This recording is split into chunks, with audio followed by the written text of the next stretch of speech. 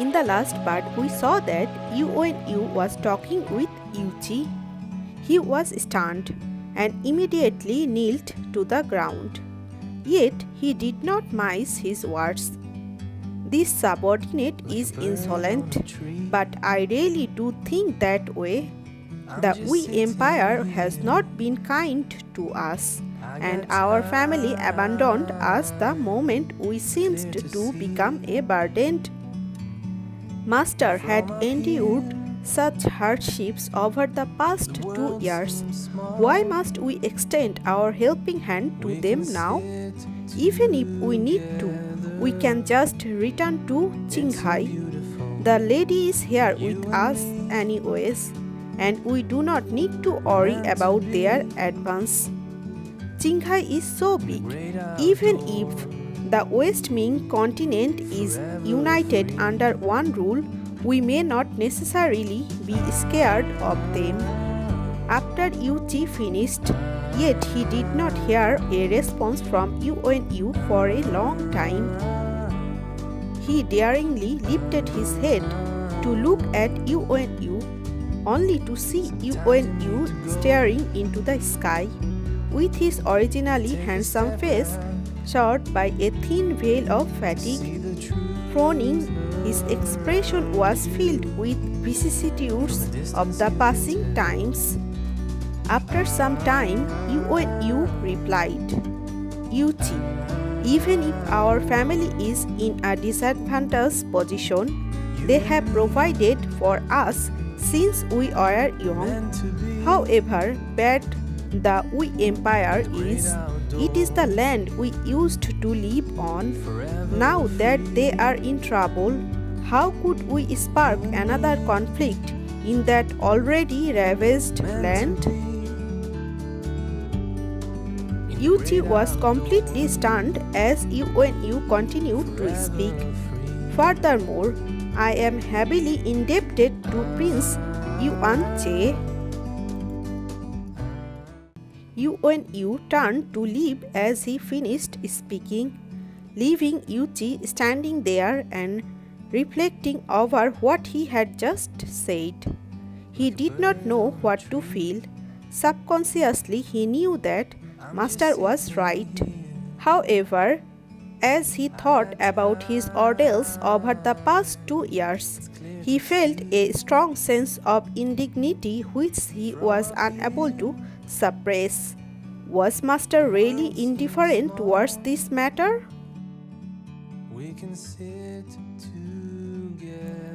Of course, it mattered to Yu. A short laugh sounded out in the pitch-dark room. How could he not care?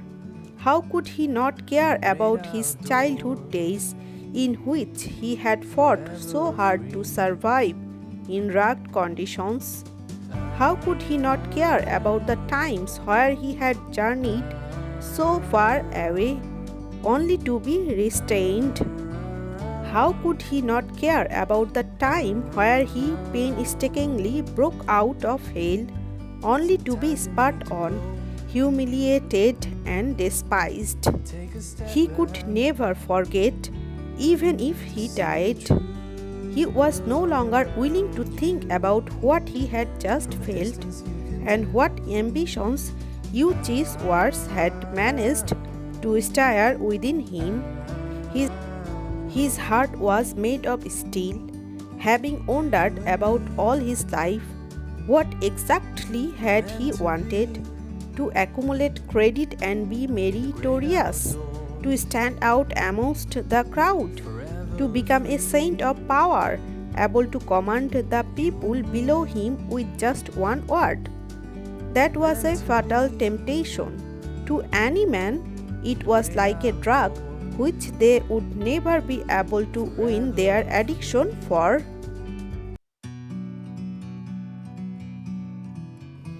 He was not welcomed warmly despite having managed to survive the impossible.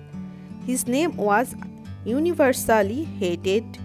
He had been abandoned by his family and country, becoming the number one public enemy of Wei.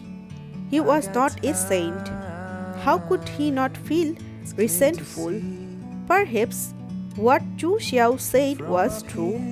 He might have felt a sense of elation at the fact that Wei was crumbling in the hands of Yan Bei. He was tempted to capitalize on the fact that the political scene of Wei was unstable and chaotic, which would have allowed him the opportunity to strike out with his troops and conquer the place. He would have been able to terrorize the entire place and exact his revenge on the people who despised him. However, as he was about to make that thought a reality, he backed out at the last moment. The impoverished civilians on the plains of Qinghai were staring fervently at him. Those were the people who had kind-heartedly adopted him when he had nowhere else to go. They were all waiting for him in the hope that their lives would change for the better, that no one would succumb to the harsh condition of winter time. Yes, he was unable to tell this to Yu Qi and his other subordinates who had loyally followed him. He anticipated that they would look at him with their eyes widened and asked the all-important question, "Master, are you really going to give up the chance to conquer West Ming for the ordinary civilians of Qinghai?"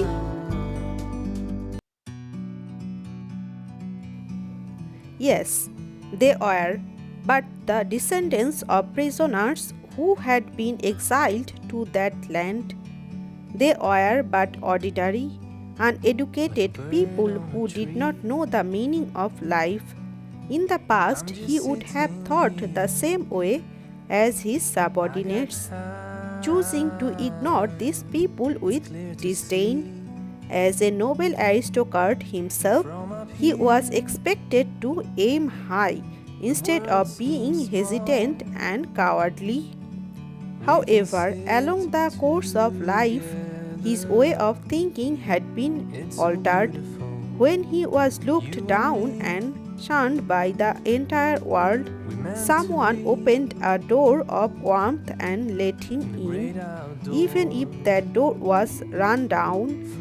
Even if that door was run down and that the heart was dilapidated, he sat there and drank that mouthful of porridge, which he considered the warmest mouthful of porridge that he had stomached his entire life. At that moment, it finally dawned on him. He finally understood Chu Xiao, that young lady who had always told him to wait and see with an unwavering, determined look on her face. He thanked the heavens profusely for this chance. If not for this, he would never have been able to understand her. He would never have been able to understand the intricacies of creating and defending one's beliefs. To his surprise, he realized that the scene of accomplishment did not actually lose out to the feeling he felt when he conquered or destroyed. As for Wei Empire, as for reciprocity, as for conquering West Ming, he closed his eyes and told himself silently, "I know what is most important." Yu was thinking that this was only the beginning of the end. They had always been like this, bumping into each other and being separated at inappropriate times. Destiny bestowed upon them a dark path full of obstacles. As they stumbled and got back to their feet repeatedly, the house was pitch dark. A ray of moonlight shone into the room by the window and onto his body. Ultimately, he was still a young man in his 20s. Although he had been through so many setbacks and hardships, he still had the occasional dream where he returned victorious as a hero who had accumulated countless merits. He presented whatever he had to his beloved as he proclaimed proudly, "Here, it's all for you." Alas, it was all but a dream. He leaned back on his chair as the corner of his lips rose, his smile as gentle as a big child's.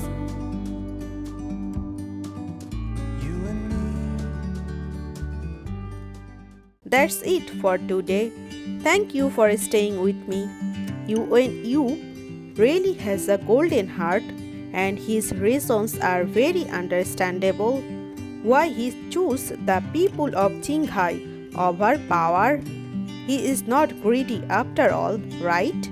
Please share your thoughts in the comment section too. Thank you.